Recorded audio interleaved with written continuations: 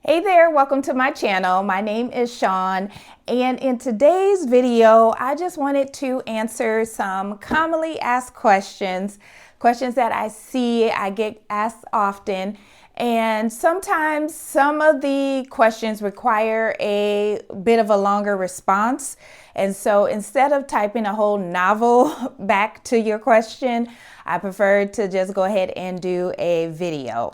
So, and this is something I'll probably be doing going forward, like every other month, just grab a bunch of questions and answer those, or maybe even just do some shorts answering the questions, especially if they require a long response. So I have my notes here. I'll be looking down, and I'm gonna just jump right into it, starting with number one.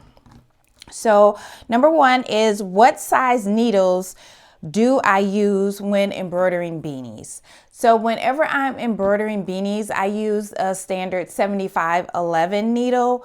I also use tearaway stabilizer for the backing. And then on top, I use water soluble stabilizer, and that just prevents your thread, your stitches from sinking into that material. Because of the type of material beanies are, you want to make sure that you use that water soluble topping. That way it'll hold your stitches up on top of that beanie versus them sinking into the beanie. Question number two. Can I embroider larger designs than 5x7? Yes, you definitely can. You would need to have a 5x12 repositional hoop, which you can get from Amazon, like this one here. So this is the 5x12 hoop, and you could probably embroider about, I would say, 4.5 by 11.5 with this one. So I'm going to say it's about $20 on Amazon. But with that, you can't just get the hoop and load up the design and stitch out. It'll still only stitch out up to a 5x7. So you will have to have the specific design split. So when it's split like this one here, so this is a split design. So with split designs, you will get two files. So you'll get one for the first half of the design and one for the second half of the design. So you'll have to let the first half stitch out, and then you would move your hoop and then let the second half of the design stitch out. So that's how you would be able to do larger designs with the repositional hoop. And when I say move the design, so there's 4 notches on here. 2 of them attached to your machine. So you would attach the first 2, and then once that half of the design stitches out, then you'll lift it up and move it to the last 2, and then let it finish stitching out. So that is how you can do larger designs with a single needle machine where you only have up to a 5x7 hoop. But remember, that design does have to be split. So if you're purchasing a design, you want to make sure that it is a split design, or if you have someone digitizing for you, you'll want to let them know that you need the design split for your 5x12 hoop, and let them know that, and they'll be able to send you the split designs. That way you'll have the 2 files, so they'll stitch out correctly. Moving on to question number 3. When embroidering with yarn, what color thread should I use?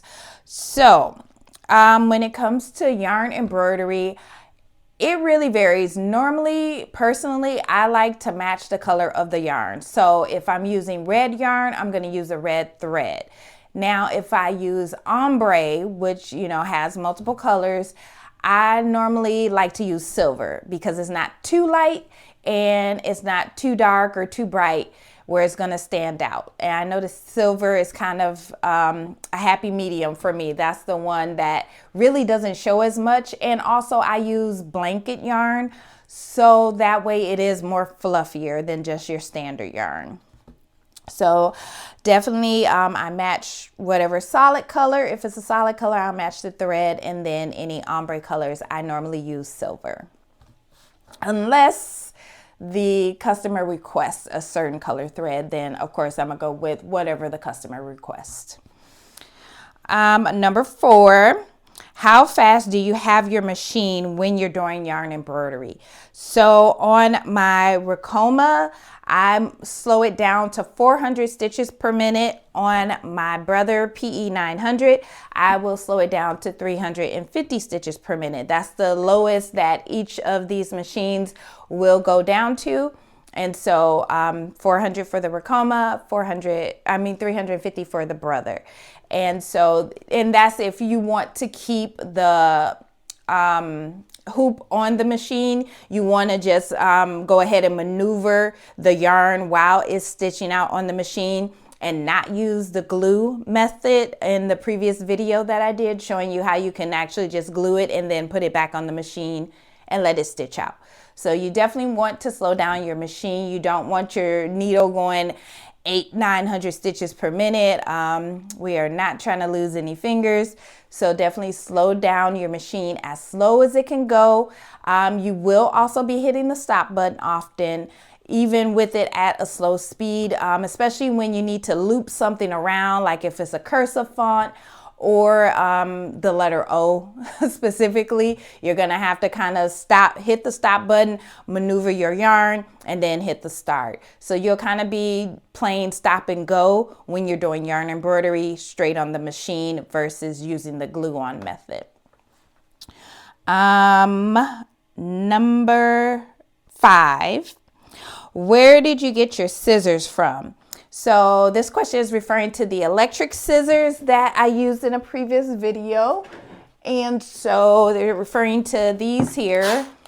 So these are electric scissors and this is a rotary cutter. And I got both of these from Amazon. I will have them linked below, but I love these. They just make cutting everything so much easier. Well, most fabrics, like certain delicate fabrics, I probably wouldn't use these on.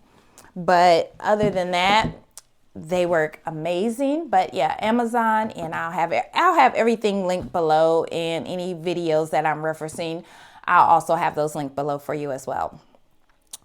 The next one, where do you get your embroidery designs? So I digitize my designs in Hatch Digitizer 3. I would say about 75% of the time I create my own embroidery designs.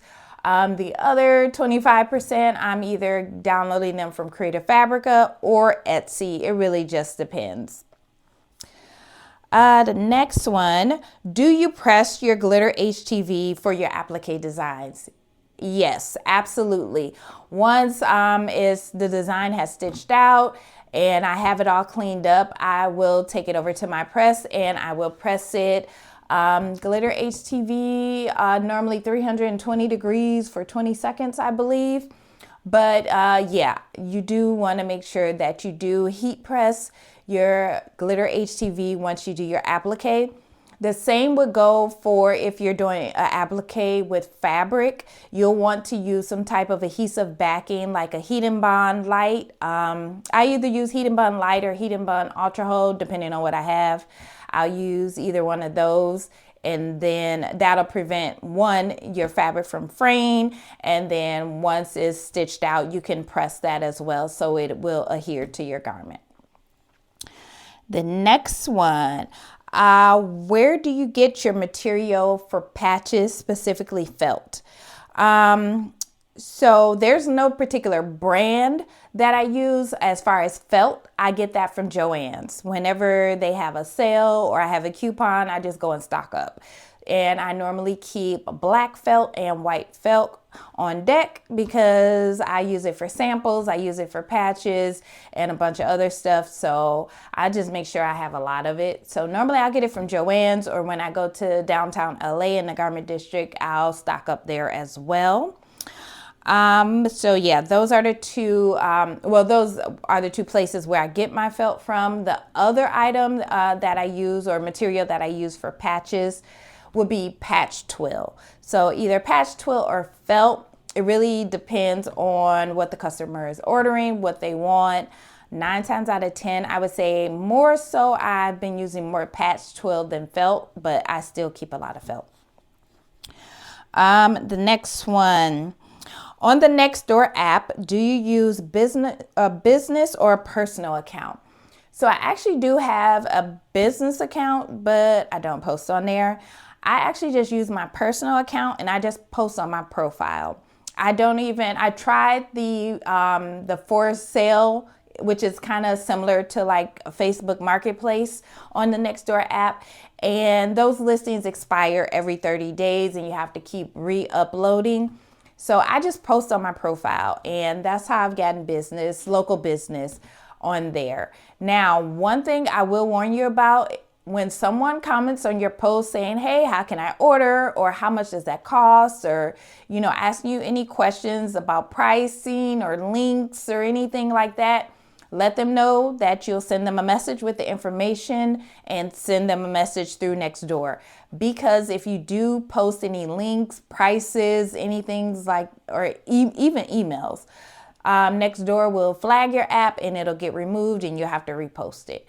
So anytime someone reaches out to you and want to know about pricing or where to purchase, message them. That way your app, or not your app, your post won't get taken down and you won't have to re-upload it.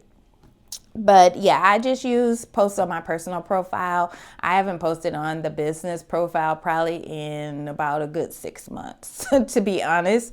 So yeah, just use your personal profile. I've noticed I was using the business one, but I've noticed with the personal one, I've gotten more people contacting me that way to get that local business. Next question, which rhinestones do you buy from Axiland and what size? So from Axiland, I like to buy both their crisp stacks as well as their LA wings. Now for the crisp stacks, I normally use those strictly for apparel. So mainly my rhinestone transfers for my shirts or whatnot, I'll use crisp stacks in a size SS10, 3mm. And then for the LA wings, I normally use those for tumblers, and I'll get those in a SS20 and a SS16.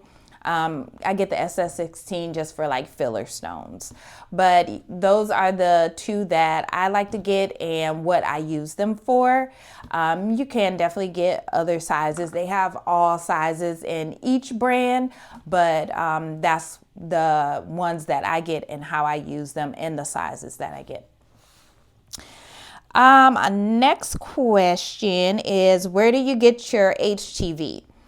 Econotransfer. I love their HTV, especially their glitter HTV. I use all the time, and they just have so many colors, and they keep coming out with new colors. So I get all of my HTV from Econotransfer. And one thing that I really love about them is that on their social medias, especially here on YouTube, they do quick, short to the point videos showing you exactly how to use the vinyl, your time, your temp, and your pressure, cut settings, and all that stuff.